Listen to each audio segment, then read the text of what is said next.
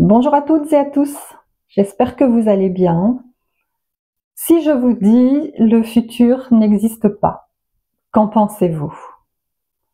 Alors c'est le sujet que je dois aborder avec vous aujourd'hui. C'est une phrase que j'ai déjà prononcée dans des vidéos précédentes et sur laquelle il me faut revenir de façon plus approfondie. Je vous remercie de me suivre, d'être présent. Je suis Sylvie Hérault, je suis énergéticienne et je suis ravie de partager avec vous des expériences, des messages que je reçois qui n'engagent que moi. Une fois de plus, je tiens à préciser que tout ce que je dis, tout ce que j'explique sont des choses personnelles, des expériences personnelles, des messages personnels que je reçois, que je n'ai aucune vérité. Je viens juste partager ce qui est présent dans mon quotidien. Un quotidien qui est un petit peu compliqué, donc je pense que c'est un peu valable pour tout le monde. J'ai parfois l'impression d'être dans des sables mouvants, c'est complètement instable. Il se passe beaucoup de choses sur tous les plans et j'ai vraiment l'impression que le quotidien devient de plus en plus complexe, de plus en plus compliqué pour chacun, sous des aspects différents en fonction de là où on se trouve sur notre chemin, mais des choses qui sont instables, des énergies fluctuantes avec de belles journées, des journées un petit peu plus compliquées, des journées qui passent très très vite. Donc on commence quelque chose le matin et quand on lève le nez, il est 14 heures et on y retourne et voilà, il est 20 heures quand je ferme la page. Et c'est un peu complexe. Et je me rends compte que pour beaucoup de personnes avec qui je peux échanger, c'est très compliqué. Il y a vraiment une hypersensibilité qui est exacerbée avec des ressentis très très forts sur tout ce qui peut se passer d'un point de vue personnel, familial, à petite échelle ou alors à échelle beaucoup plus grande au niveau international, où on est tous très touchés par tout ce qui peut se passer à droite et à gauche et où on se rend compte qu'en fait il y a une vraie scission entre deux mondes, un monde de sensibles et puis un monde de pouvoir. Et à un moment, on n'arrive plus trop à trouver sa place, à comprendre ce qu'on vient faire là et ce qu'on peut faire pour changer les choses.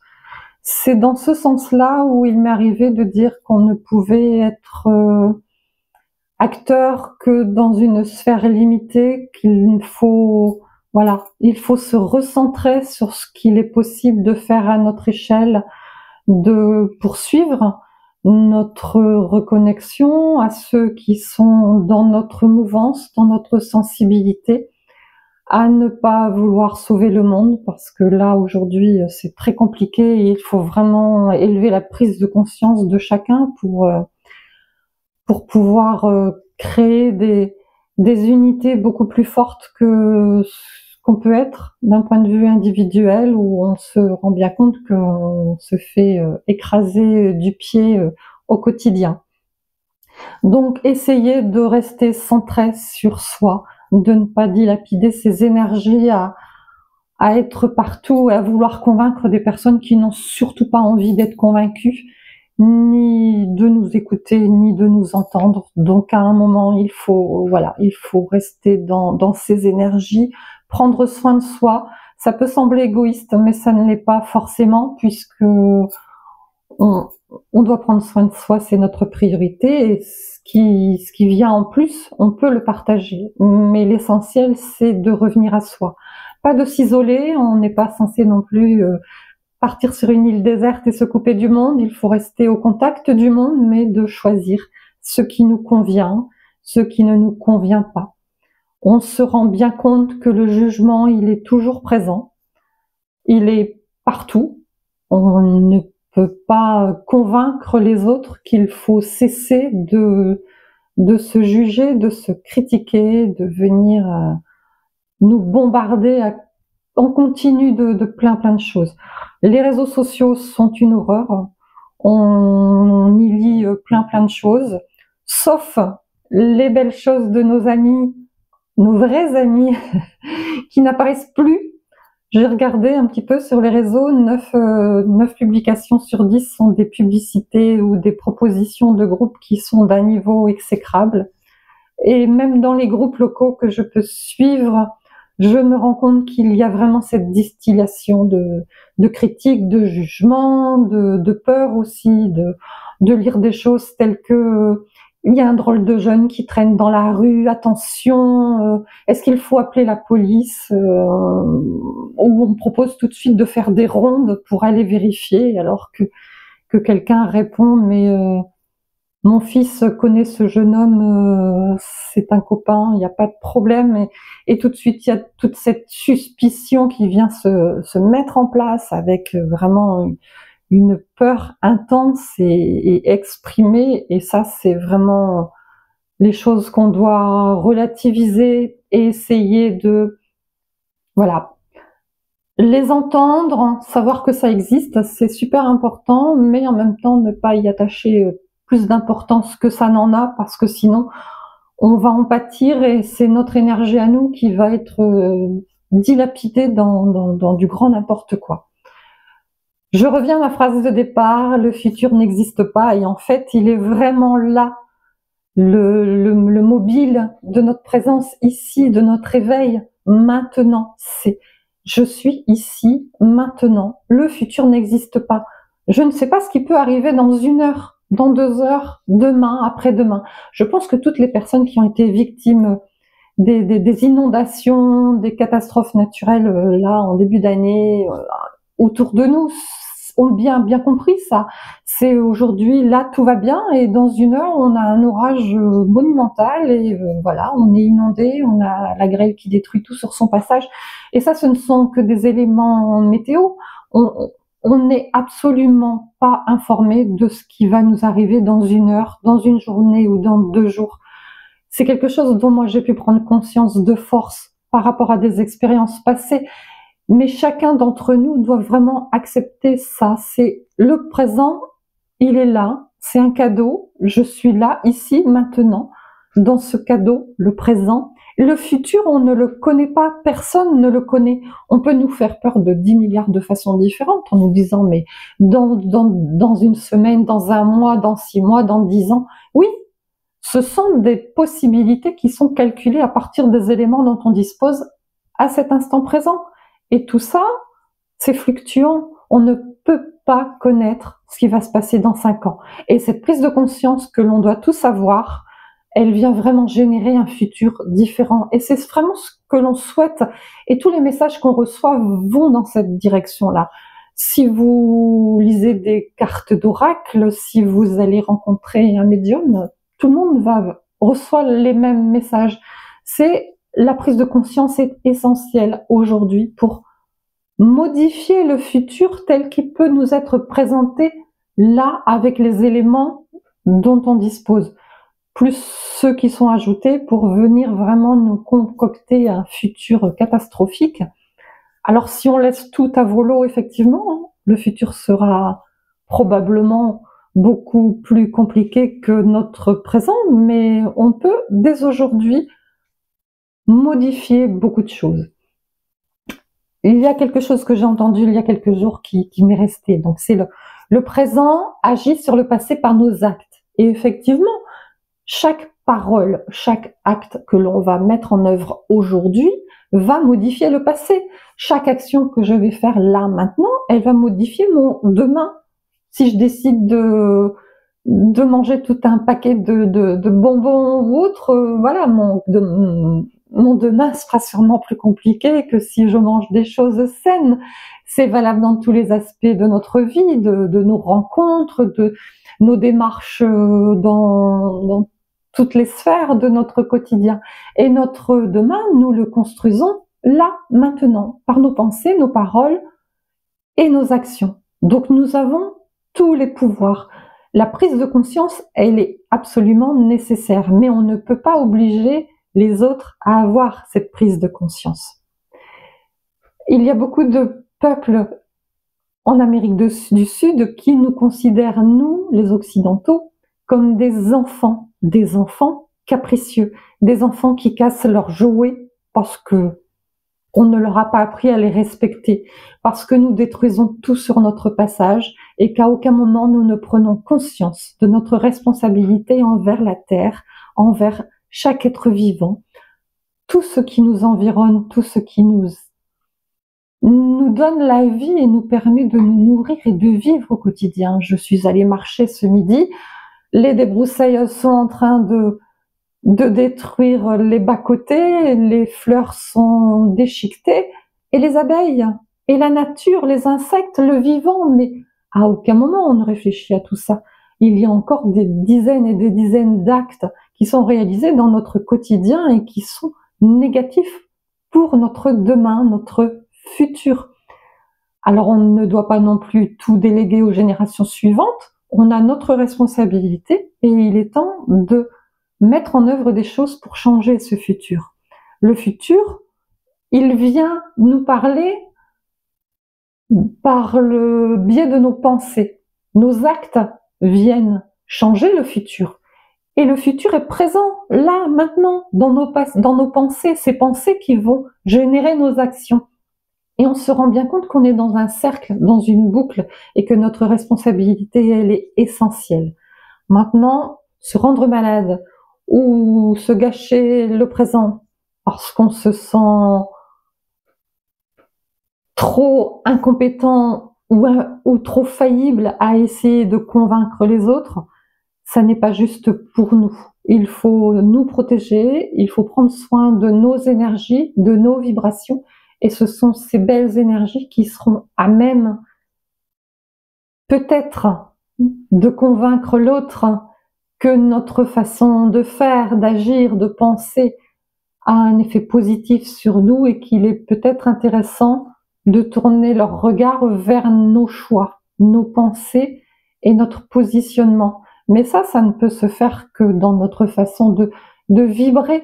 Ça n'est pas en nous énervant ou en essayant de convaincre à tout prix qu'on peut convaincre l'autre. Ça ne fonctionne pas comme ça et je pense que les arguments doivent être un petit peu différent.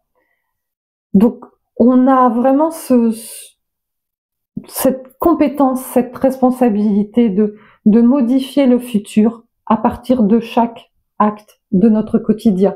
Et comme je vous le disais au début de vidéo, c'est compliqué en ce moment.